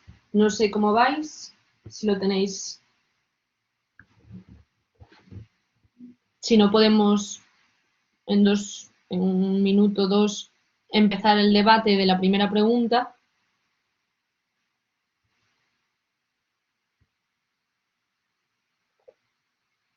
Cuando tengáis así más o menos la primera, segunda pregunta un poco contestada, podemos ir empezando con el debate y mientras unos participantes exponen, los siguientes podéis seguir hablando entre vosotros, ya respondiendo a las otras preguntas. Vale, veo que habéis contestado algunos. Un minuto más y empezamos. Para que sea un poco más dinámico, os pediría si podéis abrir los micrófonos. Primero levantar la mano para ir un poco en orden, para dar la palabra y después hablar por los micrófonos en lugar de escribir en el chat, porque si no tenemos que esperar demasiado para la intervención de cada uno.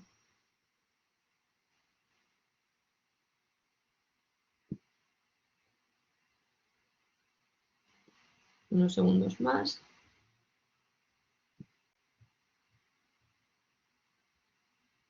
Si hay alguna que no habéis visto o necesitáis... Estamos, vale. Perfecto, pues entonces... A ver, que veo que se está yendo la gente y volviendo. Bueno, creo que estamos los de siempre, así que... Empezamos con la primera. Aquí, de manera voluntaria, intervenid cuando queráis. Acordaos de levantar antes la mano para poder ir un poco en orden. ¿Cuáles creéis que son el top 3, el ranking, el podio de los actores con mayor grado de influencia en la agenda de la Unión Europea? Exponed vuestras opiniones y después vemos las respuestas de la investigación. Sí, Alba. Vale, Óscar y yo hemos dicho que en primer lugar sería National Government, luego estaría European Commission, y después European Interest Groups y finalmente Transnational Institution. Ese sería nuestro orden. Sergio. Hola, pues nosotros habíamos pensado que podían ser los European Interest Groups, en segundo lugar, perdón, en primer lugar, Scientific Experts or Policy Think Tanks, perdón, y también las instituciones, sobre todo la Comisión. Muy bien, gracias. ¿Y Aitor? Pues parecido a lo que han dicho Alba y Óscar, o sea, lo primero los gobiernos, pero luego de segundo he metido las organizaciones o instituciones supranacionales, viendo sobre todo el tema del Banco Central y el Fondo Monetario Internacional. Y luego sí vuelvo a poner también la Comisión Europea, pero siempre pensando que realmente lo que manda sería la actualidad, ¿no? Más que cualquiera de estos agentes. ¿Alguien más quiere participar? ¿O vemos ya directamente las respuestas? Sergio, sí. Sergio. Ay, no, perdón, que lo había dejado puesto y no me había acordado de bajarlo. Vale, vale. no te preocupes. Sí, Mabel.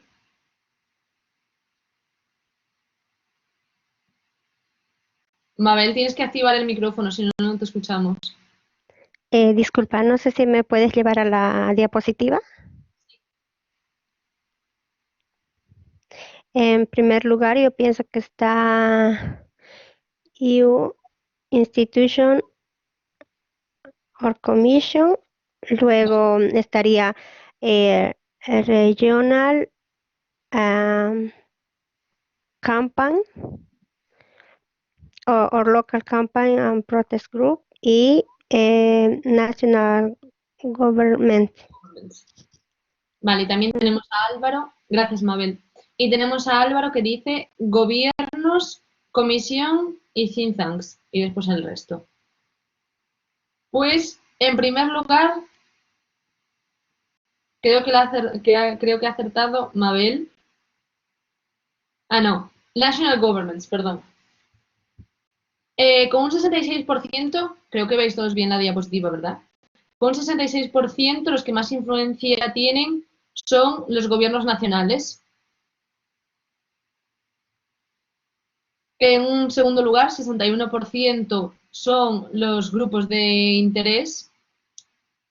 Y en tercer lugar, los partidos políticos nacionales. Y en cuarto lugar, las instituciones europeas o la Comisión. ¿Os sorprende? Creo que tanto Aitor, creo, como Alba y Óscar habían acertado que la primera eran los gobiernos nacionales. Evidentemente, los gobiernos nacionales, ya que ellos mismos conforman el Consejo Europeo. ¿Te sorprende la segunda y la tercera? Pues entiendo que los grupos de interés nacionales se refiere a think tanks o a lobbies que no tienen una configuración europea, sino que solo tratan asuntos regionales o nacionales. Es decir, por ejemplo, estoy pensando en un lobby que hay de automovilismo de la región de Cataluña, de la SEAT.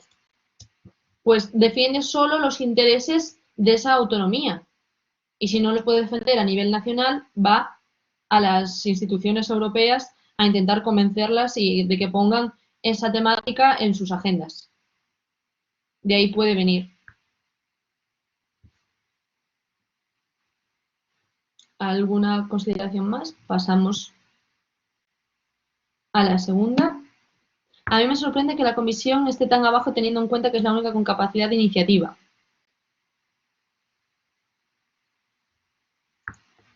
Sí, es la única que tiene capacidad de iniciativa, pero la verdad es que la participación ciudadana es bastante compleja, porque no sé si sabéis que se necesita un alto número de firmas para poder llevar a cabo una iniciativa ciudadana europea, que después además se necesita un tanto, o sea, que las poblaciones lleguen a un tanto por ciento y que sean de varios países, de un cierto número de varios países miembros esas firmas, es decir, no vale que toda Alemania firme una iniciativa, pero que el resto de países miembros no estén de acuerdo con que se debata esa iniciativa.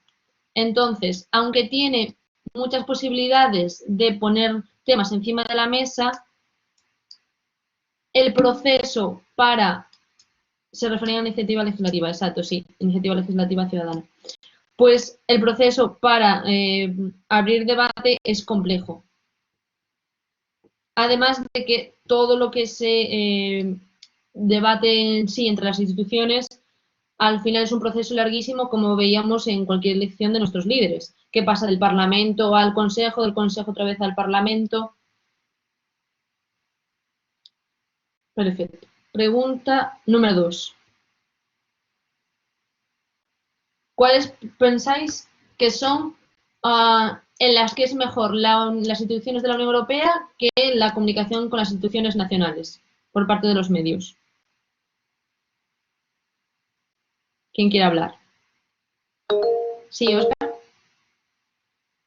Sí, aquí Alba y yo hemos dicho que en todo es mejor la unión, excepto en material que es utilizable para las noticias y en la política online, que son mejores los nacionales.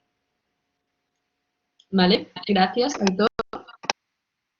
Pues o sea, también coincido en la Unión Europea, pero no tan claro. O sea, la votación me ha salido 4-3 básicamente, pero vaya. Por ejemplo, en dar material noticiable creo que los gobiernos son mejores. En lo de optar o dar una postura sobre los contenidos creo que también son los gobiernos mejores. Y en lo de los estándares de la profesión de prensa y sobre todo los mítines a los horarios y demás. No sé, es mi opinión. Vale, es decir, 4 a favor de la Unión, 3 a favor de los nacionales. Sí. Vale. ¿Alguno más quiere intervenir? Aunque sea por el chat, si nos funcionan los micrófonos, como hace Álvaro.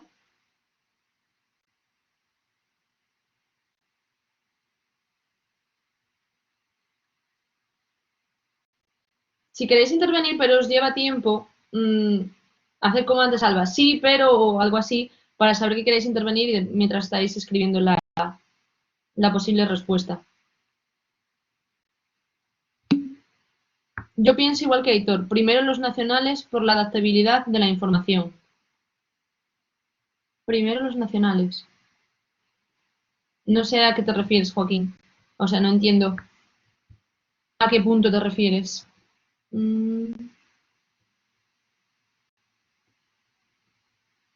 Que se abra más lo de being open to discussion. Ganan transparencia y estándares.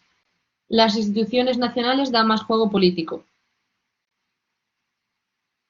Pues, ahora que ya os voy a enseñar las respuestas, perdón. Se supone, llevamos hablando todo el tiempo de que la Unión Europea da una sensación de neutralidad, de imparcialidad y por lo tanto debería ser más transparente y seguir más los estándares. Y en cambio, según los periodistas, aquí veis, el que sea positivo indica que es más la Unión Europea y todos los menos significa que ganan los gobiernos nacionales. Es decir, que según la opinión de los periodistas, la Unión Europea proporciona una información más especializada, con más detalle, con más expertise en inglés, más conocimiento, y a la Unión Europea, las instituciones también proporcionan un material que es más exacto en los datos, más exacto en la concretación del tema. En cambio, en todos los demás criterios, los periodistas piensan que la comunicación con los gobiernos nacionales es más positiva. Es decir, que se crea más discusión, más debate con los asuntos nacionales, que la comunicación es más transparente con los gobiernos nacionales y también que se tiene una línea política mucho más clara cuando se narra sobre los asuntos nacionales. ¿Os sorprende que los periodistas piensen que son más transparentes las comunicaciones con las instituciones, con los gobiernos nacionales, por ejemplo?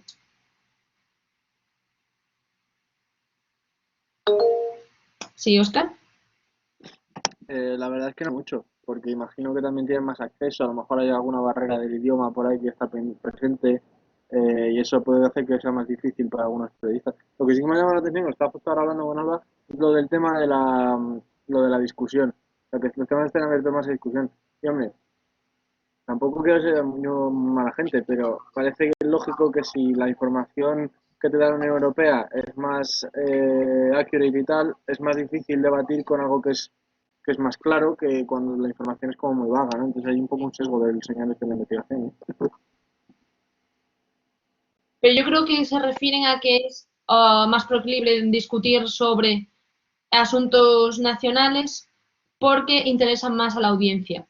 Es decir, que el debate público, lo que hablabais con el profesor Luis Boza de esa esfera pública, es, es mayor de cara a los intereses que tiene la audiencia por los asuntos nacionales que por los asuntos europeos. ¿Sí, Alba? A ver, yo aquí, y es un poco común que no le lleve la contraria a Óscar en este sentido, pero creo que tiene razón. creo que un factor que además lo hemos mencionado antes, que tiene la política nacional en este sentido a su favor, es que tiende a ser más incendiaria. Efectivamente, es mucho más fácil dar debate público cuando tienes titulares a partir de una discusión en el Congreso de los Diputados, que bien pudiera ser la corrala de cualquier barrio de Madrid, que en lugar de en el Parlamento Europeo. Entonces yo ahí creo que también influye el hecho de cómo se trata una información y cómo se trata otra. Y también teniendo en cuenta lo que saben las audiencias sobre los asuntos europeos y los asuntos nacionales. Es más, por lo general, es más probable que las audiencias se atrevan a dar su opinión sobre temas nacionales que no sobre temas europeos. Es decir, que haya un mayor debate sobre lo que vivimos en el día a día. Porque aunque la Unión Europea nos afecta en nuestra vida cotidiana, la mayoría de ciudadanos no son conscientes de ellos, no son conscientes de que los fondos públicos con los que se paga la autopista vienen de la Unión Europea, por ejemplo. Bueno, vale, pregunta número 3. De aquí las 3 o las 5 preocupaciones y dificultades que tienen los periodistas, los corresponsales. ¿Cuáles creéis que son? Aunque preocupaciones son todas, ¿cuáles creéis que son las más importantes?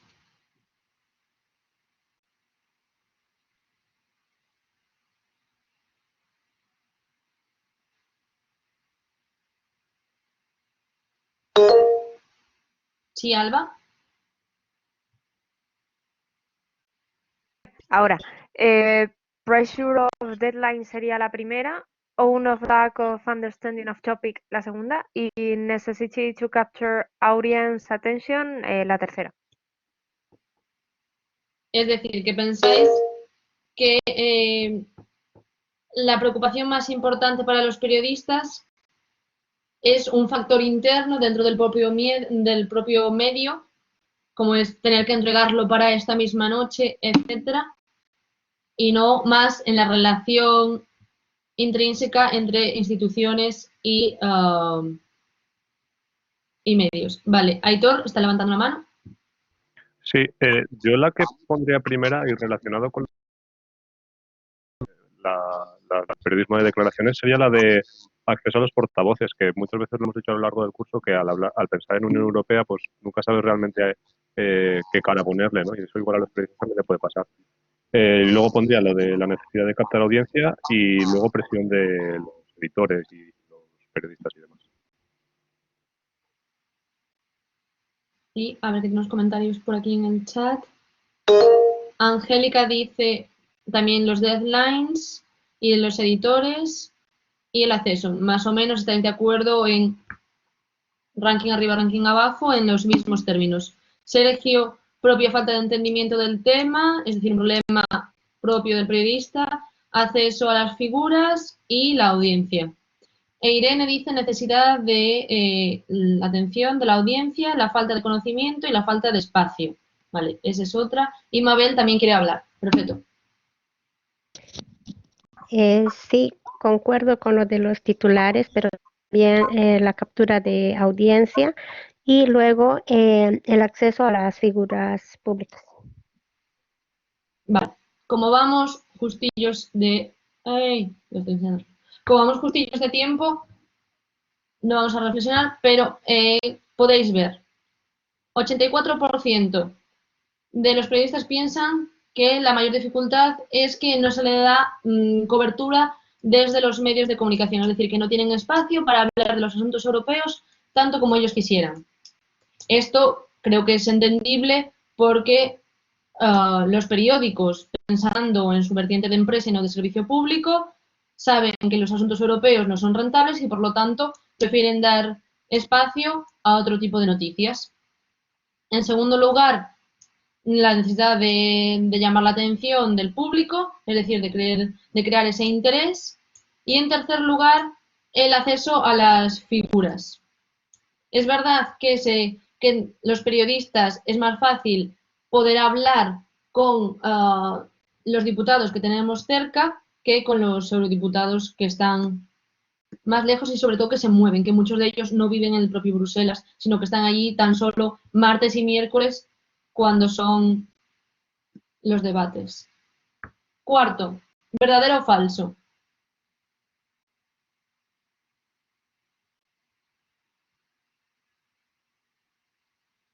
¿Alguien me puede decir? ¿Alguien quiere? Mabel, ¿tienes la mano levantada? Si no, Aitor. Pues yo mismo. A ver. Bueno, te digo verdadero y falso y ya está, ¿vale? La primera verdadero, la segunda creo que... o sea, he puesto falsa, pero la he puesto como un poco de depende. La tercera falsa, la cuarta también falsa y luego quinta y sexta verdadera y séptima falsa. Vale, como vamos bastante justillos de tiempo, os enseño. Y si queréis, el próximo día reflexionamos sobre esto que nos estamos quedando sin tiempo. Tan solo creen que hay dos verdaderas, las dos primeras, que es que los periódicos tienden a defender más lo que son intereses nacionales. Esto es algo que, de lo que venimos hablando durante toda la sesión, creo que es obvio. Y la segunda, que los periódicos tienen un sentido, un deber de servicio público en cuanto a asuntos europeos, por lo que venimos contando a lo largo de todo el curso de comunicación, y es que es tan complejo el funcionamiento de las instituciones que los periodistas funcionan como traductores, como simplificadores de las noticias. Y todo lo demás, quizás la tercera se puede acercar a ese 50%, pero todo lo demás creen que es falso. Y la última, la 5, ¿cuáles creéis que son los targets de audiencia? ¿Sí?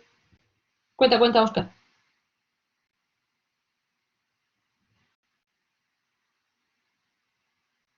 Óscar, ¿quieres intervenir? Pero, ¿era según las opiniones de los periodistas? Sí.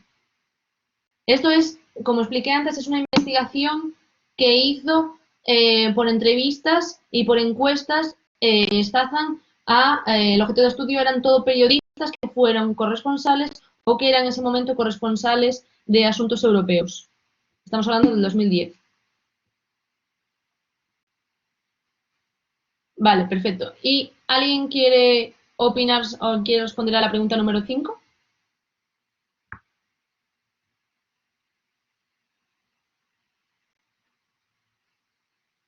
¿Alguien se atreve a hacer un ranking de 4? Un podium y un cuarto, medalla de chocolate. Sí, Alba. Aquí Oscar y yo hemos dicho que en primer lugar estaría Your Readership y no hemos puesto un cuarto, la verdad. O sea, habíamos hecho un ranking de primero, segundo, tercero. Vale. Pero vaya, que queríamos destacar eso, el primero, Your Readership. Vale, ¿y el segundo? ¿Habéis dicho Dame que habéis hecho un ranking de 3? Dame un segundo que, Vale. como hemos ido debatiendo todas las preguntas, se me ha quedado más arriba y me estoy ubicando. No te preocupes. Vale, Your Readership, National Public Opinion y Political Parties. ¿Cómo? O sea, Sería la primera Your Readership, luego sería National Public Opinion y finalmente sería Political Parties. no sé si me he explicado yo mal o me habéis entendido vosotros. Yo me refería a, ¿veis lo que está en negrita? A ver, es que no sé si puedo quitar. Es decir, este es uno, este es otro, este es otro y esto. De estos 4, ¿cómo los situaríais en ranking? Ah, vale. Pues primero Public. Tipos, que sería la parte B, pero no nos da tiempo. Vale, pues lo primero habíamos puesto Public y como no hemos hecho consenso valorando las otras dos, no sabría exactamente qué decirte. Bueno, Óscar te está contestando por escrito. Gobiernos, en segunda posición, entiendo. ¿Y alguien se atreve a hacer su ranking? Sí, Mabel. En principio estaba pensando en political parties, luego national government y EU institution. Vale, creo que hemos tenido el mismo error. Vale, como tenemos que ir finalizando, os enseño. En primer lugar, como veis aquí, con un 47% de acuerdo entre los periodistas, se dice que los medios enfocan sus noticias a un público en general. Es decir, que no están buscando la influencia en un grupo determinado. En segundo lugar, un 38% opina que sí lo hacen hacia los gobiernos y los partidos políticos. Un 28% hacia los grupos de interés y ya lo último, un 21% hacia campañas y grupos de protesta. Lo que sí es, si entrásemos en la parte B, en lo que era hacer rankings dentro de cada categoría, aquí volvemos a ver que hay una generalización de los asuntos europeos, es decir, que no se escribe pensando en nadie en concreto, sino que el 76%, 3/4 de los periodistas encuestados, piensan que se escribe de manera general hacia el público, del medio de comunicación, sin distinguir ni enfocar específicamente en nadie en concreto. Y bueno, estas serían las conclusiones que las explicaremos el próximo día así para cerrar el tema, pero ya que estamos ahí justos a aplaudir, aunque está lloviendo creo, pues hasta aquí queda la primera sesión del bloque 4. Seguiremos hablando de la creación de noticias sobre asuntos europeos el próximo jueves y de la relación de las instituciones europeas y por fin podremos debatir si las instituciones europeas deberían crear sus propios medios de comunicación paneuropeos o financiar los ya existentes y nacionales, que es un debate que llevamos abriendo así poco a poco durante todo el curso y que para la próxima sesión del jueves pues creo que nos dará tiempo a debatir en profundidad. Así que muchas gracias, seguimos ya el próximo día. Muchas gracias por la sesión. Espero que os haya gustado este juego, que puede ser un poco más dinámico. Intentaré seguir trayendo opiniones de periodistas de verdad, no solo de académicos. Y nos vemos, recordar, el próximo martes, bloque 3 y el jueves, bloque 4. El martes con Luis Bouza y el jueves con Jorge Tuñón y conmigo. Así que muchas gracias a todos y ahora aplaudir. Nos vemos la semana que viene. Hasta luego. Hasta luego.